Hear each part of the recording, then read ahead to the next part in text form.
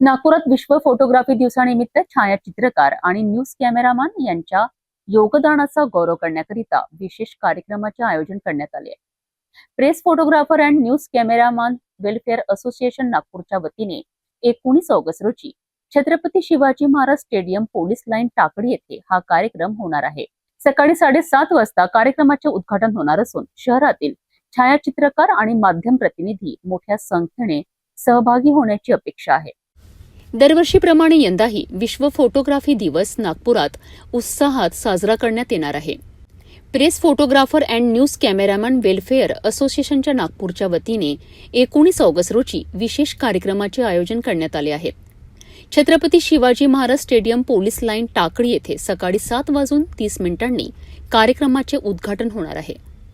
छायाचित्रण आणि वृत्त क्षेत्राशी संबंधित व्यावसायिकांना एका व्यासपीठावर आणणे तसेच प्रेस फोटोग्राफर आणि न्यूज कॅमेरामॅन यांच्या कार्याचा गौरव करणे हा या कार्यक्रमाचा मुख्य उद्देश आहे. या कार्यक्रमाला आशा हॉस्पिटलचे संचालक डॉक्टर सौरभ अग्रवाल आणि भारतीय जनता पार्टी महाराष्ट्र प्रदेश परिषदेचे सदस्य जयहरी सिंह प्रमुख अतिथी म्हणून उपस्थित राहणार आहेत. तसेच समाजसेवक नरेंद्र जिस्कार, समाजसेवक नरेश परडे, पोलीस निरीक्षक हृदयनारायण यादव आणि शकील बाबू यांचेही या कार्यक्रमाला विशेष सहकार्य लाभत आहेत. बदलत्या डिजिटल युगात छायाचित्रणाचे महत्त्व मोठ्या प्रमाणात वाढले आहे.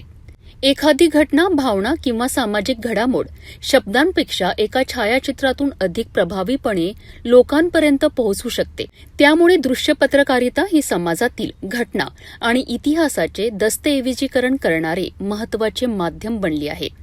याच कार्याचा सन्मान करण्यासाठी आयोजित करण्यात आलेल्या या कार्यक्रमाला नागपुरातील छायाचित्रकार, वृत्त छायाचित्रकार, न्यूज कॅमेरामॅन, माध्यम प्रतिनिधी आणि छायाचित्रण प्रेमींनी मोठ्या संख्येने उपस्थित राहावेत असे आवाहन आयोजकांनी केले आहेत.